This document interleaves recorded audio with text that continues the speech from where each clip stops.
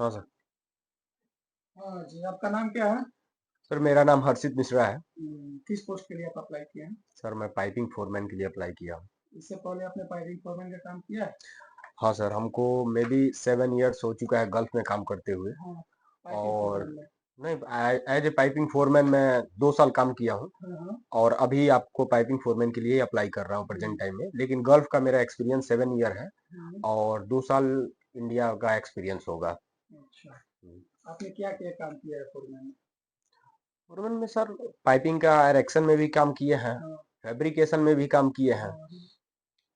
तो फैब्रिकेशन और इरेक्शन क्या होता है? इसके बारे में बताइए। सर फैब्रिकेशन और इरेक्शन में सबसे बड़ा अंतर ये है जॉब का काम करने का, कि फैब्रिकेशन में हम लोगों को एलिवेशन से मतलब नहीं होता है। हाँ, वहां पे एज फॉर ड्राइंग आता है हमारे पास, और उस स्पूल को हम लोग जोड़ करके दे देते हैं। और एरेक्शन में हमको एलिवेशन के साथ उस स्पूल को जोड़ना होता है। एलिवेशन नार्थिंग स्टिंग बकायदे चेक करके और उस पॉइंट पर जाकर के हमको काम करना होता है, उसको एरेक्शन बोलते हैं। और फैब्रिकेशन में केवल ड्राइंग को देख करके और ड्राइंग के हिसाब से काम करते हैं, उसमें एलिवेशन का जरूरत नहीं पड़ता है। तो ड्राइंग के हिसाब से आप क्या काम करते हैं फैब्रिकेशन में? ड्राइंग के हिसाब से सर फैब्रिकेशन में जो भी ड्राइंग मिलता है, फैब्रिकेशन ड्राइंग, हुँ, उसको हम लोग काम करते हैं, उसको करवाते हैं काम। क्या-क्या मतलब काम जैसे कि मान लीजिए कि अगर हमको टी बनाने का आ गया, लेटरल टी हम लोग वहां पे बना करके देते हैं। हुँ, जैसे मान लीजिए कि किसी स्पूल को जोड़ना है हुँ, दूसरे स्पूल के साथ, वहां पे हम लोग जोड़ करके उसको देते हैं। जैसे कि मतलब फैब्रिकेशन में जितना भी मटेरियल फैब्रिकेट करने के लिए आता है, हम लोग वहां पे करते हैं। अच्छा। लास्ट कंपनी में आपका क्या-क्या रिस्पॉन्सिबिलिटी था?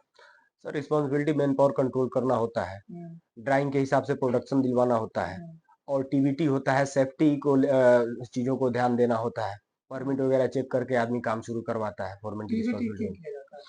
सर टीवीटी तो हमेशा हर जगह करना अनिवार्य होता है, क्योंकि किसी भी वर्क को स्टार्ट करने से पहले उसके दौरान क्या क्या खतराएं और क्या क्या नुकसान हो सकता है, हुँ, हुँ, किसके क्या क्या इंजरी आ सकती है, या हुँ, फिर क्या क्या बाधाएं उत्पन्न हो सकती हैं, उसको दूर करने के लिए मॉर्निंग में ही, हुँ, वर्क शुरू होने से पहले ही टीबीटी रखा जाता है, जिसमें हम लोग वर्कर को बताते हैं कि कैसे कैसे सेफ्टी के रूल को फॉलो करना है। हुँ, सेफ्टी फर्स्ट के सिद्धांत को लेकर के हम लोग बात करते हैं वहां पे। हुँ, और उसके बाद से फिर काम स्टार्ट होता है। अच्छा। आप परमिट के बारे में क्या जानते हैं? सर परमिट का मतलब होता है कि किसी भी जॉब को स्टार्ट करने के लिए परमिट हुँ, की आवश्यकता होती है।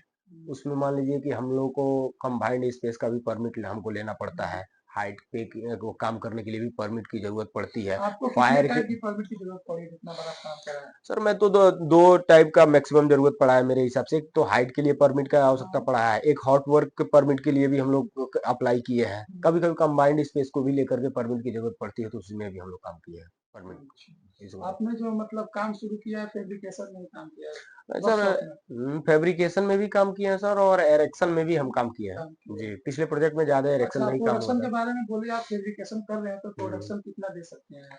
सर ये तो डिपेंड करता है मैन पावर के हिसाब से। कितना आपको मैन पावर चाहिए? सर अगर मेरे पास 12 लोगों की टीम है, जिसमें 2 फैब्रिकेटर हैं हुँ, और 3 फीटर हैं, हुँ, 2 वेल्डर हैं, हुँ। और एक दो दो रीगर हैं।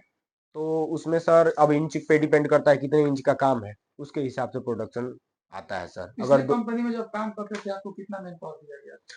पिछले कंपनी में सर हम लोग एरेक्शन में काम किए हैं, और हुँ, एरेक्शन में काम करने के लिए हम लोग 9 से 10 लोग का एक टीम हुआ करता था। हुँ, जिसमें हमको 2 फीटर मिले थे, 2 हेल्पर मिले थे, दो दो रीगर मिले थे, और हुँ, 3 इसका फोल्डर थे। हुँ। तो इन सबको मिला करके हम लोग आपने जो काम करा। पाइपिंग का काम किया वो कौन-सा मटेरियल था?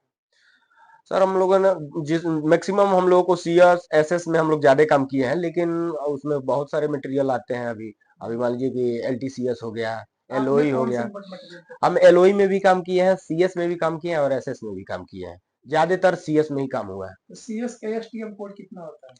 सीएस का होता है सर 106 होता है।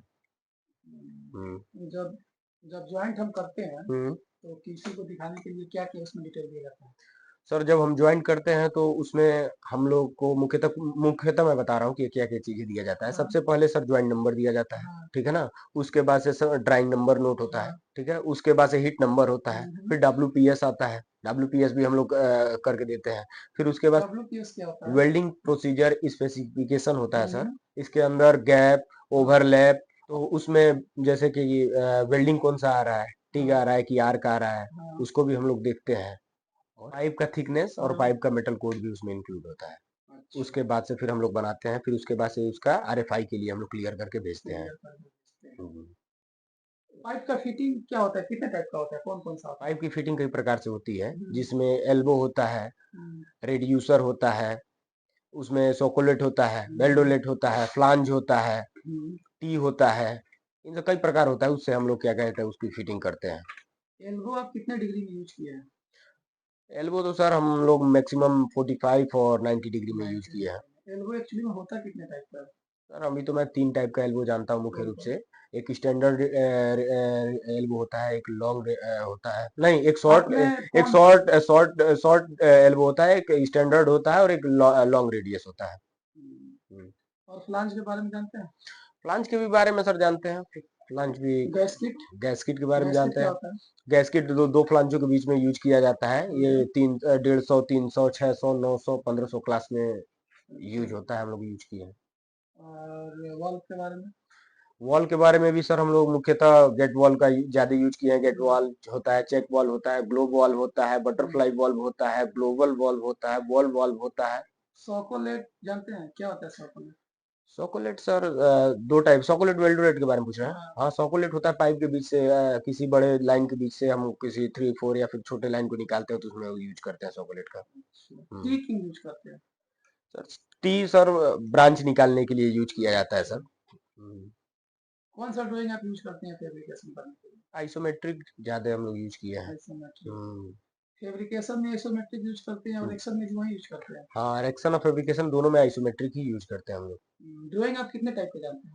सर ड्राइंग मुख्य जीएडी, आइसोमेट्रिक, पीएनआईडी, ये 3 तरह के ड्राइंग में मैं यूज किया हूँ, लेकिन 4 प्रकार का ये होता है ड्राइंग। अच्छा। हम्म। रोलिंग का नाम सुने हैं? हाँ, रोलिंग का नाम क्या सुना है। होता है रोलिंग? सर किसी भी लाइन को हुँ, घुमाने में एल्बो के अलावा किसी चीज का यूज होता है, उसको हम लोग रोलिंग बोलते हैं।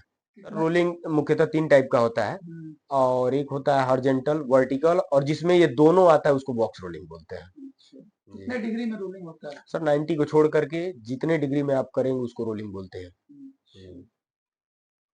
ठीक है, ये ड्राइंग में देखिए आप बताइए ड्राइंग का डिटेलिंग दीजिए, क्या-क्या इसमें लगा है?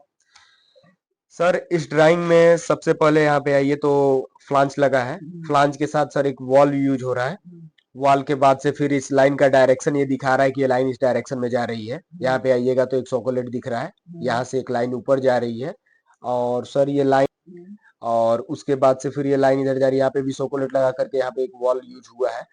यहाँ पे सर एक रेड्यूसर यूज हुआ है, हुँ, रेड्यूसर यूज हो रहा है। यहाँ पे ये सर चेक वॉल्व है, एनआरबी जिसको बोलते हैं, हुँ। Non returning valve. और फिर यहाँ पे भी एक वॉल्व यूज हुआ है, ये सर ये गेट वॉल्व है। क्यों कितना इंच का लाइन है ये?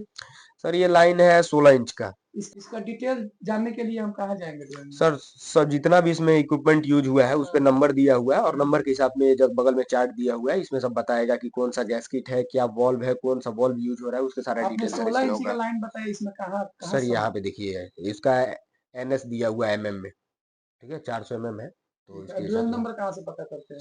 सर ड्राइंग नंबर भी, नंबर यहाँ पे दिया हुआ है, लेकिन हर ड्राइंग का अलग अलग होता है। कहीं यहाँ पे भी दिया होता है, किसी हुँ, किसी ड्राइंग में इधर भी होता है। तो हुँ। फिलहाल में इस लाइन का ये जो लाइन लिखा हुआ है और ये उसका ड्राइंग नंबर है सर। ये किस लिए दिया गया है? ये क्या है?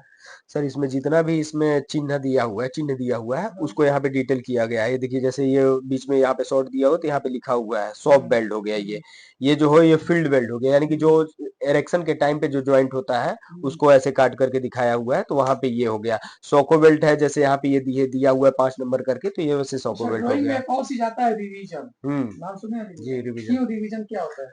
सर रिवीजन, अगर हम जैसे किसी लाइन को लेकर के आ रहे हैं और उस हुँ, लाइन को लाते समय ड्राइंग के हिसाब से वो लाइन का डायरेक्शन जिस साइड में जा रहा हुँ, है उधर अगर कहीं स्ट्रक्चर कुछ आकर के टच कर रहा है, हुँ, या फिर वहां पे कोई बीम है, कुछ भी ऐसा चीज है जो उस लाइन को कंप्लीट होने से रोक रहा है, तो हुँ। उसके लिए रिवीजन लेकर के आते हैं कि उसका डायरेक्शन हम चेंज कर अच्छा, सके। इस तरह का प्रॉब्लम होगा तो आप क्या करिएगा? सर इस तरह का प्रॉब्लम हमारा नेक्स्ट प्रोजेक्ट में हुआ था। एक हुँ, जगह हम लोग काम कर रहे तो थे, तो आपने वहां क्या पे किया? वॉल लगाना था, और हाँ, वॉल का जो ऑफसेट था वो अप साइड में था, और हुँ, अप साइड में नहीं हो पा रहा था। इसके वजह से हम लोग उसमें रिवीजन करवाए, और रिवीजन हुँ, करवाने के बाद से उसके ऑफसेट को 45 डिग्री में हम लोग रोल करवाए थे। हुँ। जी सर।